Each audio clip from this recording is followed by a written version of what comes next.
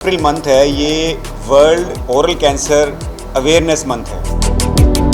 बहुत सी कंट्री में, specially India में, ये नंबर 1 कैंसर है। सबसे ज़्यादा कॉमन कैंसर है, मेनली मेल्स में। सबसे बड़ी चीज़ है टबैको, मोस्ट इम्पोर्टेंट किसी भी फॉर्म में, चाहे वो स्मोकिंग हो, चाहे खाने के मुंह में हो, चाहे किसी भी चीज़।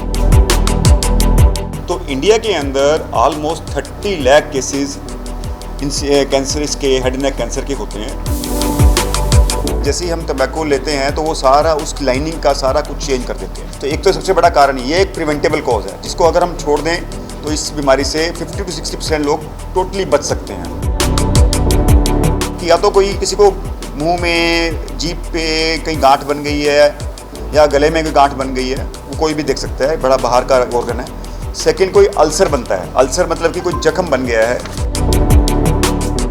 मैं doctor Vijay Bansal, cancer surgeon, IV hospital. साथ में मेरे डॉक्टर जतिन सरीन है, medical oncologist, doctor Meenakshi Sharma, doctor Hemkant Verma, doctor Priyanshu Chaudhary, doctor Meenakshi Sharma. ये एक हमारी टीम है। जो ये अप्रैल मंथ है, ये world oral cancer awareness month है। तो इसका एक ख़ास इम्पोर्टेंस इसलिए है कि बहुत सी कंट्री में, स्पेशली इंडिया में, ये नंबर 1 कैंसर है। सबसे ज़्यादा कॉमन कैंसर है, मेनली मेल्स में। तो इसलिए ये मंथ मनाया गया है कि जिसमें हम लोगों को अवेयर कर सकें कि इस बीमारी से, जो मुंह का कैंसर है, मुंह का, गले का, जीभ का, तो इससे कैसे बच सकते हैं। सबसे पहला मैसेज है कैसे बच सकते हैं। सेकंड मैसेज है कि अगर किसी को ये बीमारी होती है तो उसको जल्दी पकड़ने से क्या बेनिफिट होगा। तो ये 2 मैसेज, और उसके बाद अगर किसी को होता है तो उसका ट्रीटमेंट अगर प्रॉपरली लें तो उसका किस तरह से इलाज हो सकता है। तो इंडिया के अंदर ऑलमोस्ट 30 लाख केसेस कैंसर, इसके हेड नेक कैंसर के होते हैं। मैं आपको छोटा सा एक बताना चाहता हूँ कि लोगों को एक तो प्रिवेंटेबल कैसे है। सबसे पहला, सबसे इम्पोर्टेंट कॉज, जो सबसे ज़रूरी चीज़ जो हम कहना चाहते हैं, एक ये टबैको एक मेन कारण है मुंह के कैंसर में, गले के कैंसर में, जीभ के कैंसर में। कारण क्या है, जैसे ही हम टबैको लेते हैं तो वो सारा उस लाइनिंग का सारा कुछ चेंज कर देते हैं। तो एक तो सबसे बड़ा कारण ये एक प्रिवेंटेबल कॉज है, जिसको अगर हम छोड़ दें तो इस बीमारी से 50 to 60% लोग टोटली बच सकते हैं। सेकंड, अगर इसकी जो बीमारी होती है तो उसको हम जल्दी से जल्दी कैसे पकड़ें। तो उसके बड़े सिंपल से बहुत ही 4-5 सिम्टम्स हैं। कोई भी पकड़ सकता है इसको। कि या तो कोई किसी को मुंह में, जीभ पे कहीं गांठ बन गई है या गले में कोई गांठ बन गई है, वो कोई भी देख सकता है, बड़ा बाहर का ऑर्गन है। सेकेंड, कोई अल्सर बनता है। अल्सर मतलब कि कोई जख्म बन गया है, मुंह में जख्म बन गया है, गाल पे बन गया है, जीभ पे बन गया है, तो वो, या गले के ऊपर बन गया है, तो वो हम बड़े आराम से पकड़ सकते हैं। तीसरा, सिंपल, किसी को आवाज़ में चेंजेस आए हैं, खाने में दिक्कत आ रही है, 2 या 3 हफ्ते तक ठीक नहीं हो रहा, तो उसकी जांच ज़रूरी है। सोजिश के कारण होगा, चोट के कारण होगा तो वो ठीक हो जाएगा, इन्फेक्शन के कारण होगा, हो जाएगा। बट नहीं हो रहा है तो उसको फिर हमें उसकी जाँच कराना ज़रूरी है।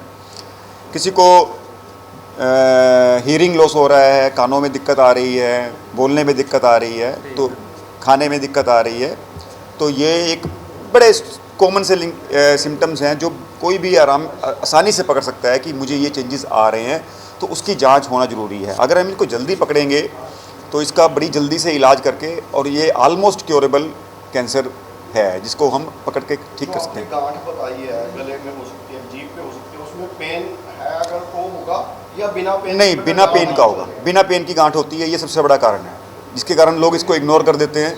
क्योंकि कैंसर की गांठ में पेन तब होता है जब वो नसों को पकड़ लेती है, ठीक है। हाँ, लेकिन कभी कभी कान में दर्द वगैरह हो सकता है, या नाक वगैरह में दर्द कभी कभी पेशेंट में होता है, वो ब्लॉकेज के कारण होता है, तो वो उसका भी ध्यान रखना चाहिए। लोगों को कौन सा एहतियात बरतना चाहिए कि कैंसर हो ही ना? लाइफस्टाइल चेंजेस सबसे बड़ी चीज़ है।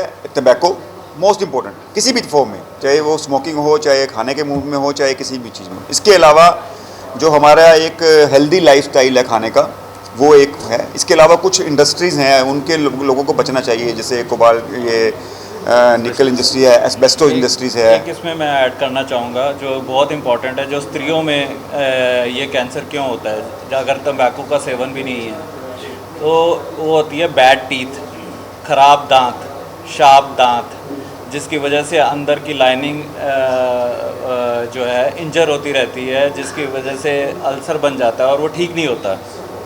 तो ये एक बहुत महत्वपूर्ण कारण है, स्पेशली हमारे इन एरियाज़ में जैसे पंजाब वगैरह में जहाँ पे तंबाकू का सेवन उतना नहीं है। इसका डॉक्टर साहब खर्चा क्या आता है जो आपने अगर ट्रीटमेंट आप करते हैं, जैसे आपने अभी स्लाइड दिखाई? देखिए ऑपरेशन का खर्चा अगर जल्दी पेशेंट आता है फिर तो मतलब कि 1 लाख से नीचे पेशेंट का खर्चा हो जाता है। लेकिन अगर फ्लैप हमें करना पड़ता है जो हमने बताया, उसके लिए एक हमारी स्पेशल टीम हमारी होती है जिसको रिक्स टीम बोलते हैं, उसमें पेशेंट का खर्चा को 2.5-3 लाख के आसपास हो जाता है। गोल्ड स्टैंडर्ड का आपने बताया कि गोल्ड स्टैंडर्ड का आप बता रहे थे, कुछ इम्यूनिटी का बता रहे थे, उसमें क्या खर्चा आता है?